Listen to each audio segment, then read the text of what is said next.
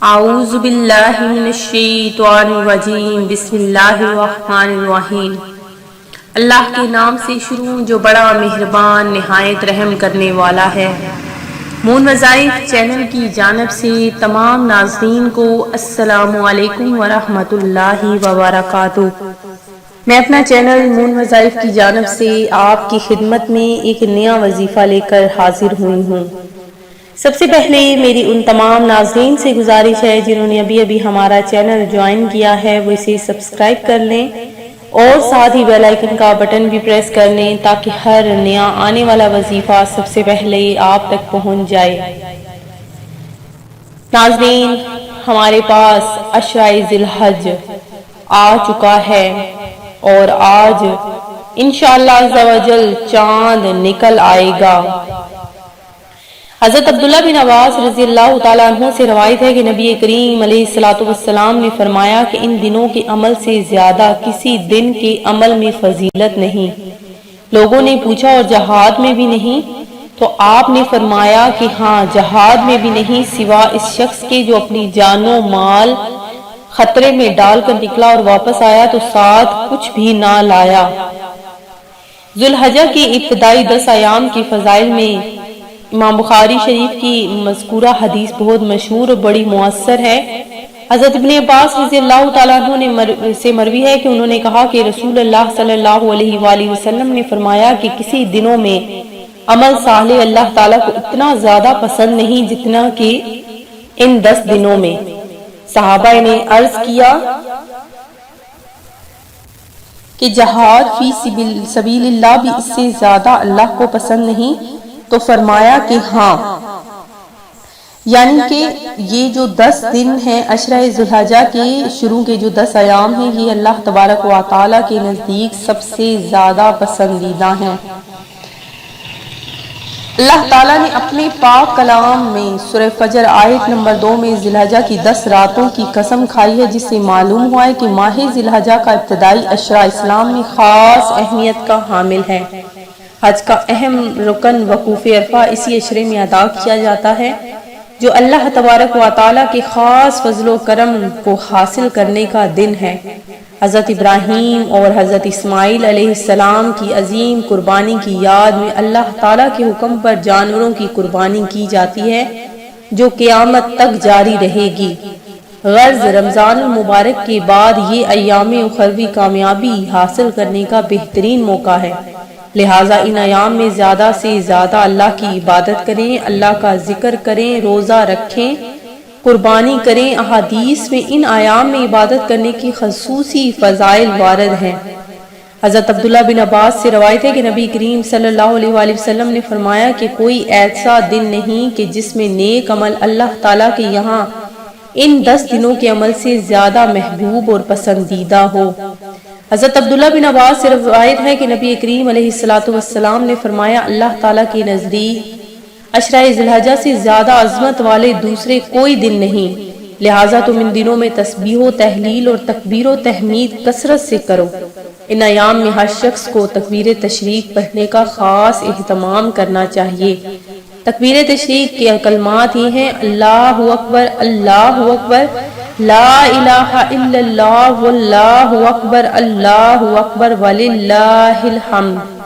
حضرت قتادہ سے روایت ہے کہ نبی اکرم صلی اللہ علیہ وآلہ وسلم نے فرمایا عرفہ کے دن کے روزے کے متعلق میں اللہ تعالیٰ سے پختہ امید رکھتا ہوں کہ وہ اس کی جگہ سے 1 سال پہلے اور 1 سال بعد کے گناہوں کو معاف فرما دے گا۔ مذکورہ حدیث سے معلوم ہوا کہ عرفہ کے دن کا ایک روزہ 1 سال پہلے اور 1 سال بعد کے گناہوں کی معاف کا سبب بنتا ہے۔ ذی الحجہ کے مہینے کی بہت زیادہ فضیلت بیان کی گئی ہے، خصوصی طور پر اس مہینے کے شروع کے 10 دنوں کی بڑی بزرگی بیان کی گئی ہے۔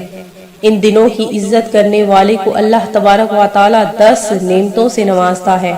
عمر میں برکت اور صحت فرماتا ہے، مال میں زیادتی عطا کر کے حوصلہ افزائی فرماتا ہے، اہل و عیال کی حفاظت کر کے حوصلہ افزائی فرماتا ہے، گناہوں کا کفارہ عطا فرماتا ہے، اس شخص کی نیکیوں میں اضافہ کر دیتا ہے اور گناہ معاف فرما دیتا ہے، اس کے نزاع کے وقت کی تنگی میں آسانی پیدا کرتا ہے۔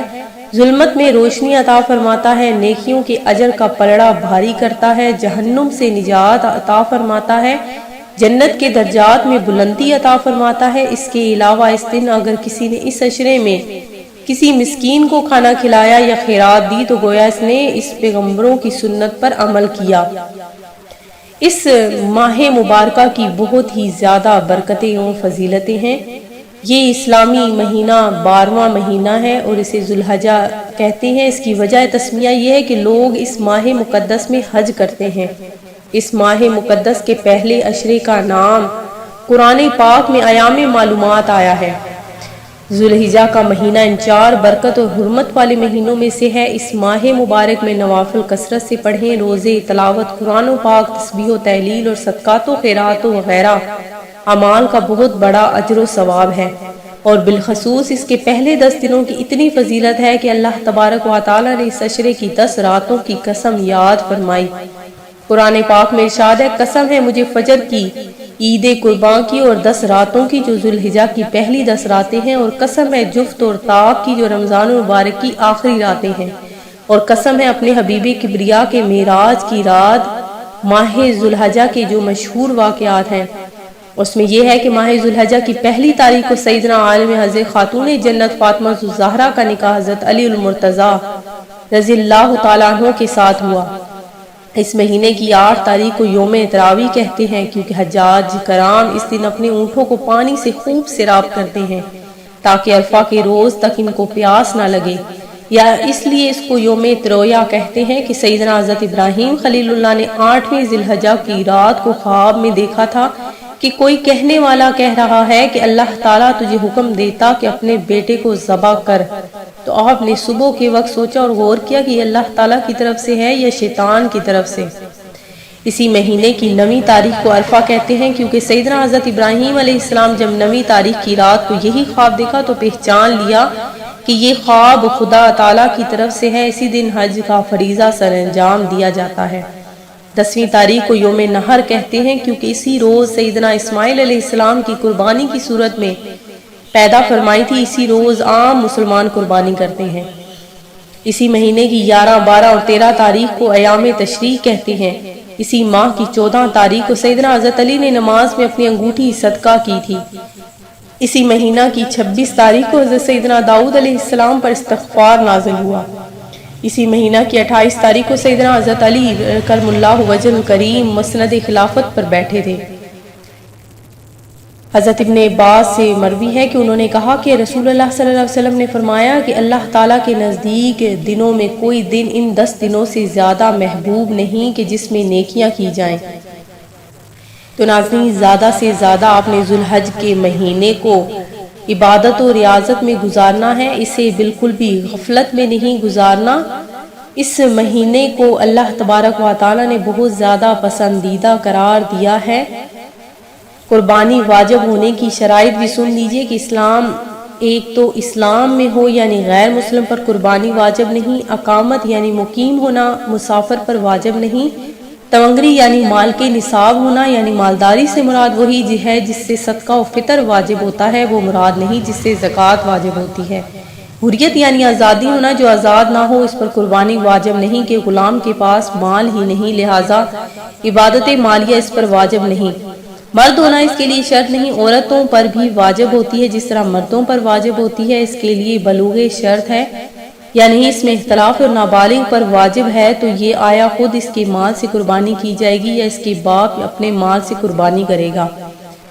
ظاہرہ روایت یہ ہے کہ نہ خود نابالغ پر واجب ہے اور نہ اس کی طرف سے اس کے باپ پر واجب ہے، اسی پر فتویٰ ہے۔ ناظرین، جو آج میں آپ کے لیے وظیفہ لے کر حاضر ہوئی ہوں وہ چاند کو دیکھ کر آپ نے کون سا وظیفہ کرنا ہے، کون سی دعا پڑھنی ہے، انشاءاللہ عز و جل اس دعا کے پڑھنے سے انشاءاللہ عز و جل آپ ہاتھ اٹھا کر جو بھی دعا مانگیں گے آپ کی دعا قبول ہو جائے گی۔ آپ نے بس چاند کو دیکھ کر دعا مانگنی ہے اور اس کے بعد آپ کی ہر دعا مقبول ہونا شروع ہو جائے گی۔ ذی الحج کا چاند دیکھنا واجب ہے، آپ نے لازمی ذی الحج کا چاند دیکھنا ہے اور چاند دیکھ کر آپ نے دعا پڑھنی ہے۔ اللہم احلہ علینا بالامن والایمان والسلامتی ربی وربک اللہ۔ اے اللہ ہمیں امن و ایمان، سلامتی اور اسلام کا چاند دکھائیے، اے چاند میرا اور تیرا رب اللہ ہی ہے۔ یہ دعا پڑھنے کے بعد آپ نے اللہ تبارک و تعالی سے دعا مانگنی ہے، انشاءاللہ عز و جل آپ کی ہر دعا قبول ہوگی۔ میں امید کرتی ہوں کہ ہمارا یہ آج کا وظیفہ آپ کو پسند آیا ہوگا۔ اسی طرح سے مزید وظائف حاصل کرنے کے لیے ہمارا چینل مون وظائف کو دیکھتے رہیے۔ اپنا خیال رکھیے گا، دعاؤں میں یاد رکھیے گا۔ اللہ حافظ۔